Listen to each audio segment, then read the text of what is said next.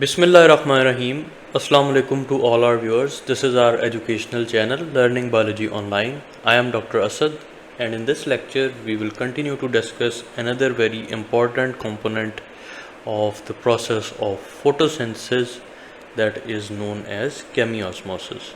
A very important component of photosynthesis that is a part of the different processes that come under the heading of bioenergetics. So by the end of this lecture, you should be able to review the definition of chemiosmosis that we have probably discussed earlier in probably the chapter 2 or lecture number 2 of the bioenergetics. Then you should also be able to describe the sequence of events that occur during this process, how this process occurs simultaneously with the light reaction that is going within the chloroplast of plants, how the exchange of ion it goes on throughout the thylakoid membrane, जिसका कि एक concept हम already जो है light dependent reaction में अपने previous lecture में cover कर चुके हैं.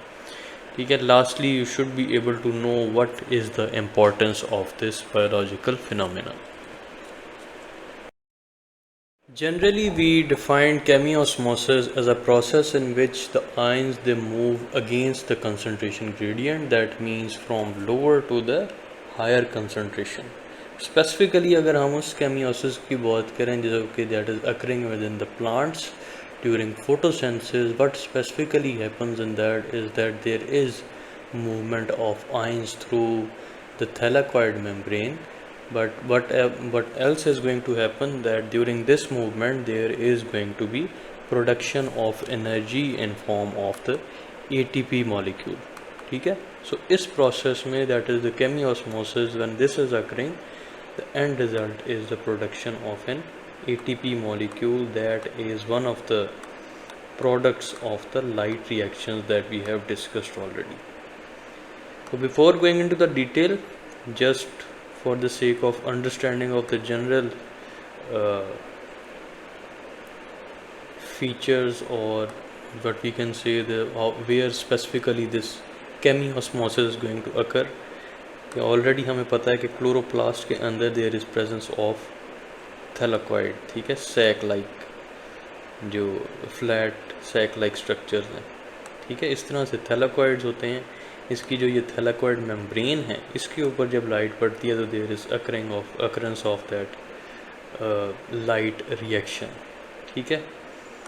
तो यहाँ के अंदर वाला जो इसका पोर्शन है that is obviously known as the lumen. External जो पोर्शन होता है that is known as the stroma, that we have discussed already कि जो space between the stack like thylakoid जो मल्टीपल पड़े होंगे तो इनके दरमियान जो स्पेस होती है that is known as the stroma. तो ये जो chemiosmosis है बेसिकली क्या प्रोसेस है कि मूवमेंट होती है आयंस की from with in this lumen. ठीक है. और स्ट्रोमा के दरमियान एक्सचेंज ऑफ आयंस हो रहा होता है. ठीक है. तो ये किस तरह से प्रोसेस होता है, will discuss it on the next slide. Now to understand the process of chemiosmosis, we will draw an outline of the membrane that is that of the thylakoid membrane. क्योंकि thylakoid membrane का structure उसी तरह से होता है जैसे कि cell membrane का है, लिपिड की bilayers throughout the structure as it is present होंगी. ठीक है. तो स्मॉल पोर्शन हम ड्रॉ करेंगे क्योंकि हमने इसके स्ट्रक्चर से ज़्यादा जो है मूवमेंट ऑफ आइंस के ऊपर फोकस करना है. ठीक है. So this is the membrane, the thylakoid membrane with the structural similarity with that of the cell membrane, that it consists of a lipid bilayer. ठीक है. on both the surfaces. उसके अलावा इस थैलाकोइड मेम्ब्रेन में क्या क्या चीज़ें एम्बेड होंगी, ऑब्वियसली जो कि हम स्ट्रक्चर्स पढ़ चुके हैं. तो ये मेम्ब्रेन का जो ल्यूमन है that is the inner side of the thylakoid. This is the outer space that is known as the stroma. उसके अलावा हमें पता है कि थैलाकोइड मेम्ब्रेन के ऊपर कौन कौन से स्ट्रक्चर्स आ जाते हैं. फोटो सिस्टम आ जाता है that consist of all the pigments, chlorophyll a, b and the carotenoids. ठीक है. एंड देन इसके अलावा हमें पता है कि this thylakoid membrane it consist also of the electron acceptors, ठीक है। उसके अलावा जो एसोसिएटेड प्रोटीन्स हैं, ठीक है, इनके भी ऑलरेडी हम लोग जो है इसको पढ़ चुके हैं, द प्लास्टोक्विनोन, ठीक है। इसके अलावा साइटोक्रोम्स के सरफेस पे अटैच होंगे, and then we have the plastocyanin, ठीक है। So these are all the different types of proteins जो कि हमने अभी already electron transport chain during light reaction पढ़े थे कि किस तरह से इलेक्ट्रॉन मूव करते हैं।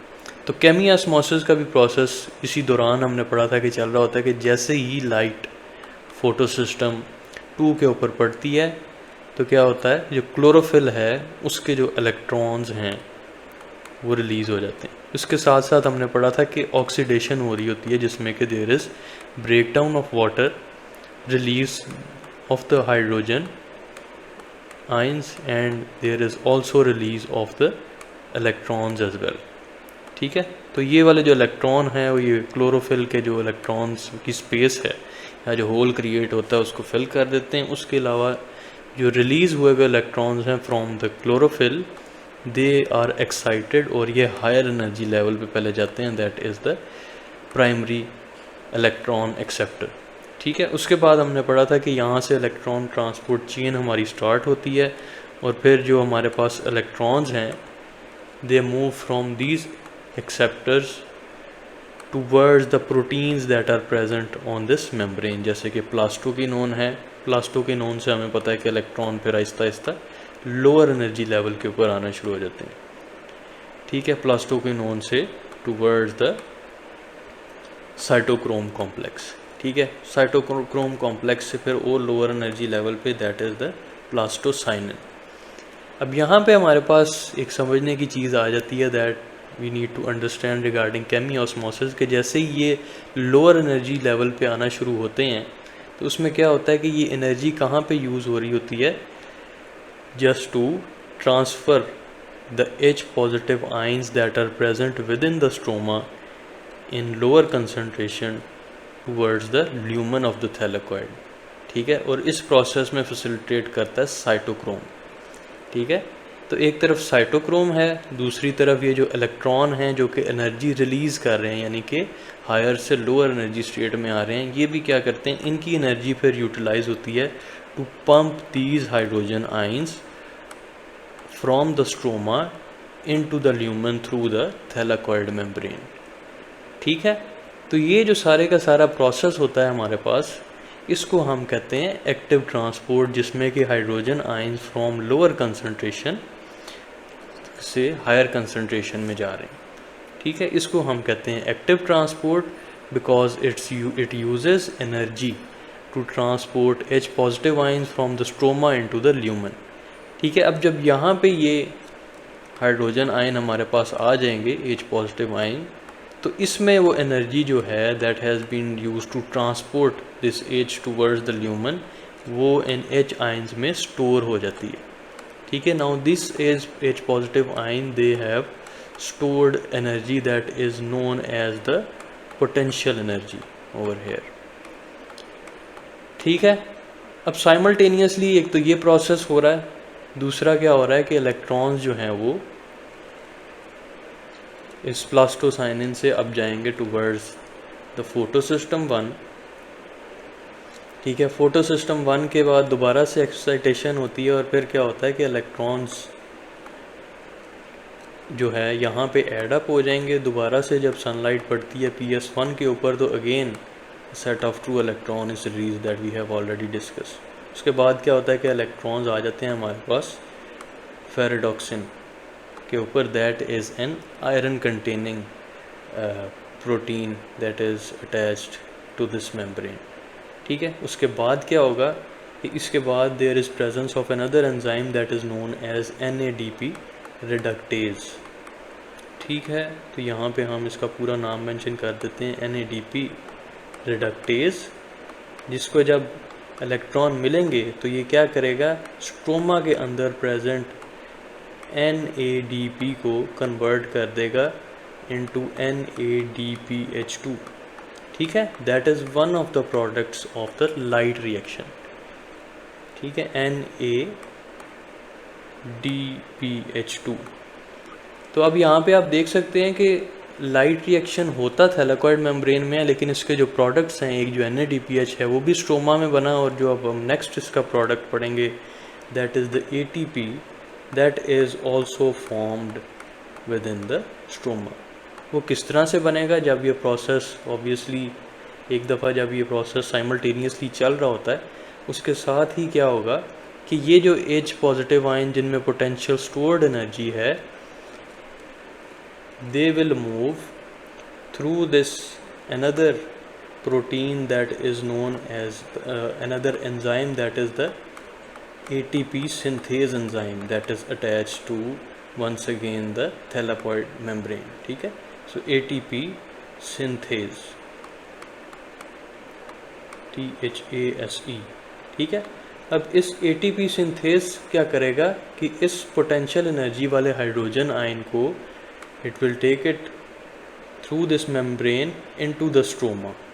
ठीक है, तो अब जैसे ही ये H पॉजिटिव आयन ये अपनी स्टोर्ड एनर्जी इस ATP सिंथेज से लेके स्ट्रोमा में आएगा, तो there is presence of ADP, ठीक है, प्लस इनऑर्गेनिक फॉस्फेट आयन।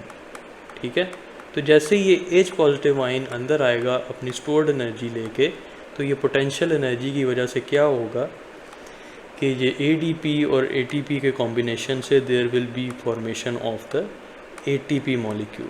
ठीक है, another product of the light reaction that is formed within the stroma.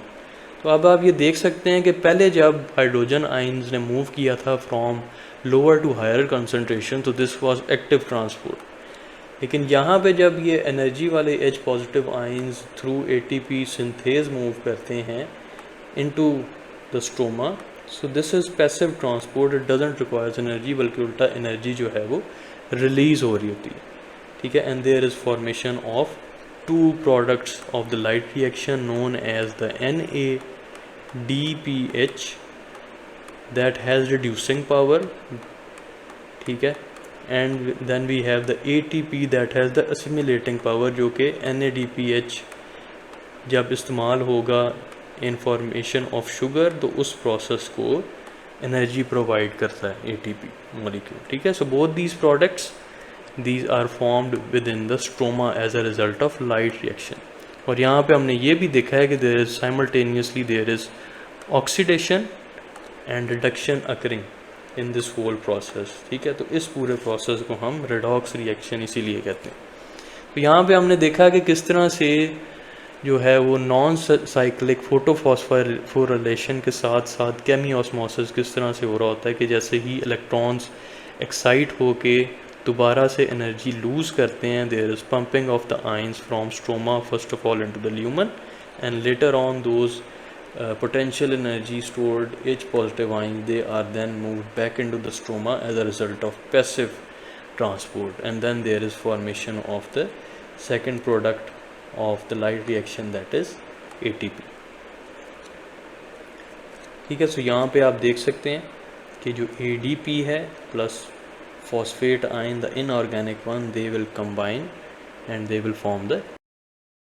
Moving towards the end of this lecture, we will find out what was the significance of this chemiosmosis। So first of all, the most important thing that we were able to find out was there was a development of a proton gradient through the thylakoid membrane that has acted as a semi-permeable membrane, जिसमें कि हमने active और passive transport का जो mechanism है वो simultaneously observe किया। So a proton gradient was developed, जिसमें कि एक तो जब protons they moved from lower to higher concentration, so energy was stored that was released once they moved back from higher to lower concentration, and in this whole process there was formation of energy that will be used further in the photosynthesis, that is the ATP molecule that has been developed in this process। So hope by the end of this lecture you have been able to understand the chemiosmosis and how it simultaneously occur during the light dependent reactions। So do like our video, share it with your colleagues and other students as well. In the comment section, do mention if you have any question relevant to the topics we have discussed over here. Do not forget to subscribe to our channel. Click the bell button so you can receive new video notifications on regular basis. Thank you very much.